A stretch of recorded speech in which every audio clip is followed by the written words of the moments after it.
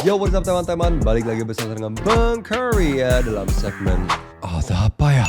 Hari ini gue pengen cerita dengan adanya globalisasi makanan Korea bisa berujung kenaikan harga makanan di pasar lokal. Kalau di Indonesia ada tempe, kalau di Korea ada kim. Kim itu rumput laut kering, dipanggang, diberi minyak wijen dan garam. Dimakan dengan nasi, dipakai buat kimbap, jadi lauk anak sekolah, bekal pekerja, sampai cemilan nenek-nenek. What's the problem? Masalahnya harga kim semakin naik. Tapi kim itu bukan makanan premium di Korea. Dia simbol makanan rakyat. Dan karena itu kenaikan harganya terasa seperti kalau ini aja mahal, berarti hidup kita memang makin berat. Dan seorang pedagang rumput laut bernama Lee Hang-nan yang sudah jualan kim selama 47 tahun di pasar Seoul sampai bilang, dulu orang barat menganggap orang Korea makan kertas hitam. Sekarang mereka datang khusus beli kim. Nah, ini bukan cuma perubahan selera, tapi perubahan budaya. Supaya kita ngerti kenapa orang Korea bisa semarah itu, kita perlu tahu satu hal dulu. Di Korea, nasi plus kim adalah comfort food dan bisa dijadikan bekal sekolah, makanan orang tua, cemilan anak. Dan ini bukan tren TikTok, ini identitas dapur rumah Korea. Jadi saat harga naik, itu bukan cuma soal ekonomi. Ini menyentuh memori, tradisi, rasa aman hidup. Menurut gue yang paling penting nomor 3 sih, rasa aman hidup. Dan sekarang kim berubah posisi, simbol sukses Korea di mata dunia. Tapi juga simbol ketimpangan pasar di dalam negeri. Dengan konteks ini, kita baru bisa ngerti kenapa isu ini meledak di Korea. Menurut Korea Maritime Institute, tahun 2025, ekspor kim Korea mencapai 1,13 miliar US dollar. Bukan rupiah, bukan won ya. US dollar, rekor sepanjang sejarah. Orang Korea sampai menjuluki kim sebagai black semiconductor ya. Karena Korea dominan di pasar dunia, seperti chip elektronik ini jadi komoditas strategis. Harga normal di tahun 2024 100 won per lembar, yaitu mungkin 1.200 rupiahan ya. Sekarang naik jadi 150 won per lembar. Produk premium 350 won per lembar. Kelihatannya kecil kan? Tapi ini dimakan setiap hari oleh jutaan orang. Seorang pembeli bernama Kim Jela bilang, kalau harganya tetap segini, aku mungkin berhenti beli dulu aja kali ya. Ini penting loh, dia bukan miskin, dia kelas menengah dan tetap mikir ulang untuk cuma beli kim. Seperti kalian tahu, beberapa tahun terakhir K-pop dan K-drama naik dan K-food ikut naik pamor. Tahun 2023, produk kimbap di Trader Joe's viral di Amerika. Raknya kosong, kim makin dikenal global. By the way, Trader Joe's ini semacam kayak makro di Indonesia zaman dulu ya.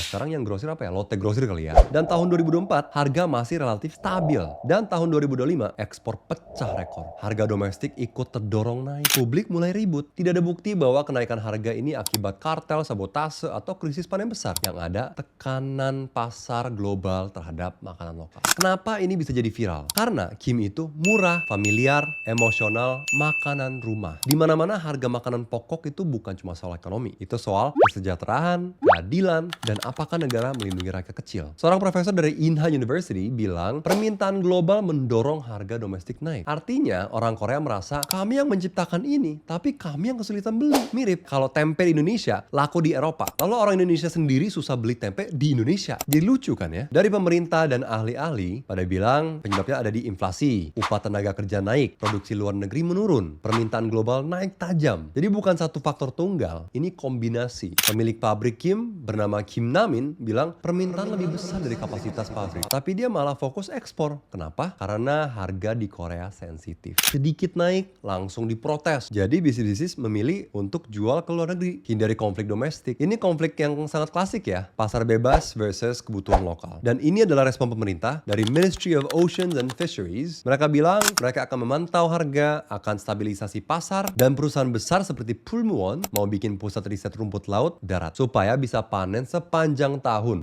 Ya, ini sangat penting. Berarti masalah ini dianggap struktural, bukan sementara. Dan ada kubu yang bertabrakan tentunya. Kubu A bilang ini wajar, dunia suka makanan Korea. Kubu B bilang kenapa rakyat sendiri yang susah? Sebetulnya dua-duanya nggak sepenuhnya salah ya. Fenomena ini muncul dari benturan sistem globalisasi, nasionalisme pangan. Gue sebagai orang Korea yang besar di Indonesia, gue ngerti kenapa orang Korea frustasi. Karena kim itu bukan produk ekspor. Kim itu makanan rumah kita. Kalau di Indonesia mungkin ibaratnya kopi, sawit, tempe ya. Saat permintaan global naik, harga lokal ikut berubah. ini bukan soal siapa salah. Ini soal sistem global tidak netral. Yang kuat selalu dilayani dulu dan makanan selalu jadi korban pertama. Jadi pertanyaannya bukan kenapa Maggi mahal, tapi siapa yang harus dilindungi dulu? Pasar global atau meja makan rakyat? Kalau lu orang Korea, ini soal hidup sehari-hari. Dan kalau lu orang Indonesia, ini cermin masa depan pangan kita juga. Kalau tempe Indonesia tiba-tiba mahal karena ekspor besar-besaran, lu bakal bangga atau marah atau dua-duanya. Plus gue pengen tanya juga, menurut lu pada globalisasi makanan itu berkah atau ancaman buat dapur rakyat? Kita diskusi pakai kepala dingin, bukan emosi. Karena kadang cerita besar dunia dimulai dari selembar rumput laut kecil di piring makan. Kalau dari gue sendiri, mungkin solusinya bisa di pemerintah membantu agar industri rumput laut atau industri pangan yang lagi ekspornya banyak dibantu,